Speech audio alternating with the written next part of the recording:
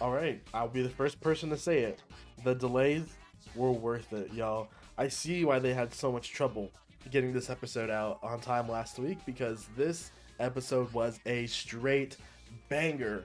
Only on Exhausted Reviews, where I'm exhausted and I make reviews. We're gonna be breaking down this episode scene by scene ish, and then just going over our thoughts of the episode. And right here, we get the first episode. I really like what they're doing here because they're fleshing out like Akira as a child.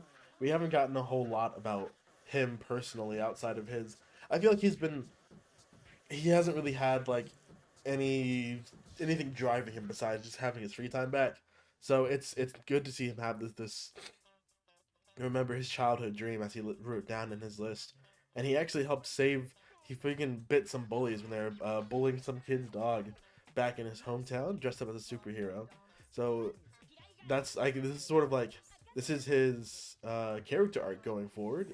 Is that he wants to be a superhero of justice, real common rider type figure, and this episode goes into that and it looks at that and examines that. So that's the basis of the beginning of our episode because uh he remembers his dream and he's like, bro, I want to be you doing what you want to do. This is when he finally dyes his hair blonde. His hair's been blonde in the intro, but he didn't actually dye it until a couple episodes in. And also shout out to him, Katsuchan or whatever, because Kencho is seriously a good dude. This is a really solid guy. Everybody needs a friend like Kencho. So he's like, bro, I want to be a superhero, and he just stares at him. And he's like, they also named up Spider-Man too.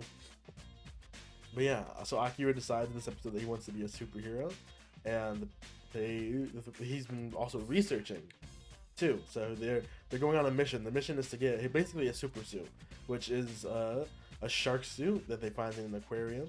Also, at the same time, there are people here, literally a zombie bus, and they really don't skimp on the violence in like this show, which I always forgot about. Like this is like seriously intense stuff. So at least the show, like the juxtaposition between like the serious stuff and the stuff like this is really hilarious sometimes. It's almost always used to build up a point. And like to see all this stuff going on while my boy is out here daydreaming about being a superhero is it's just hilarious. It's just fun to see. And this girl right here, she's a freaking freakazoid, man. I tell you what, I could just tell I didn't get good vibes from her. She's one of those freak out types, like that dude from the last one. It's always the freak out types that get you killed. Meanwhile, this dude it's literally freaking track starring it up, bro. Literally Usain Bolt. He can run from his problems, but he can't run from the hunger. And my boy Akira pulls up with his rugby skills and in a nice suit. So the shark suit is basically impenetrable. Not even shark teeth can penetrate it, but they can still. It just stops the penetration. It doesn't absorb like the shock. So it's kind of funny. He ends up he can still feel pain and stuff. It might offer a little bit of padding, but still like he literally gets swarmed here, bro. It's hilarious. The zombie pulls up and he's just like yaga, and bro, he just gets they just leave him there and it's hilarious. And I'm still surprised that in this show they're not killing anyone. He's not killing the zombies. I feel like I don't know. Maybe it's just too gory for this show, but it just seems unrealistic. I feel like you would want to at least dwindle the number of zombies to increase other people's chances of survival. Like this, that's the one thing about the show that doesn't make sense to me is the not killing the zombies. I feel like they should. My man should be having a mallet or something, not just a shark suit. And we see what's her name too. What's her face finally pulls up, and they actually have a more interesting dynamic than I thought they would. This is the risk analyst girl from I think episode 1. No, episode 2 for sure. Yeah, episode 2. We got first introduced to her, and she kind of saved his life. And she's still not like on him. She actually goes hard, pretty hard on him, bro. She's like, bro, like you have psychological problems. You want to be a hero because you feel left out by society, bro. She literally just starts like bro, it's way too much.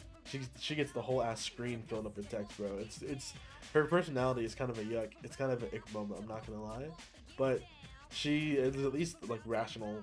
So I gotta give her that. She does eventually turn down his invite to join she turned down his invite to exchange contact info. And actually, it was funny because while they were exploring the aquarium, they ended up freaking seeing a zombie shark. And there's like divers in the tank too, which is actually kind of hilarious. You can use like a diver in the zombies in the shark's mouth. And we we get this bump in the noise, and we hear this crazy noise, and it's like, bro, what is this? And we see, bro, the horror here is actually scary because you're honestly like, is it zombies? Like, what is going on? But it's just two eyes, and it's like, bro, what is going on? And you do see like feet flopping around, and it's like, there's literally 3 feet right here. What the hell is going on, bro? Can someone please explain this to me? And it's literally, bro, it's actually insane, bro. It's a shark. So the leading theory that it's a fucking shark with legs, that the shark ate divers, and the divers, bro, this is actually insane, y'all. They were smoking some straight Goomba, Gimba, Baba buoys when they were making this, bro. This is a fucking zombie shark with 6 legs powered by zombies. That's also a zombie. So it's interesting that the zombie is, they kind of like became one big giant zombie, because it's interesting the zombies are like able to infect other living things besides humans. Usually it's just humans, but like they literally went crazy with like this animation for some of these shots, bro. It's actually insane. Like, where is I think up here we get like, bro, this chick right here, dude, the crazy chick pushes her to the side. There's some seriously impressive animation in these scenes too. And I feel that might be why I got delayed, because like my man literally like he's fighting a giant 6-legged zombie shark, and they have to draw like so much movement and stuff, and like there's so many like legs, and they're doing a lot of like different like camera angles too, like some intense shit. We get a good scene here, dude. Like, bro, look at this. Oh my god, bro. Look at this shot, bro. His body is ragdolling. Bro, they went crazy with this. He's like actually, and then where's this? Oh my god, the Kencho. There's one scene in particular I want to see, where the plan to fight. So yeah, she throws the girl down, and I'm just all discombobulated because this episode was honestly pure hype. So obviously my boy Akira goes back to try to save her, because the crazy girl threw her down. You know, R.I.P. Bozo. And they decide to use the sharks. Like, sharks can sense electromagnetic waves in the ocean, which is how they locate fish.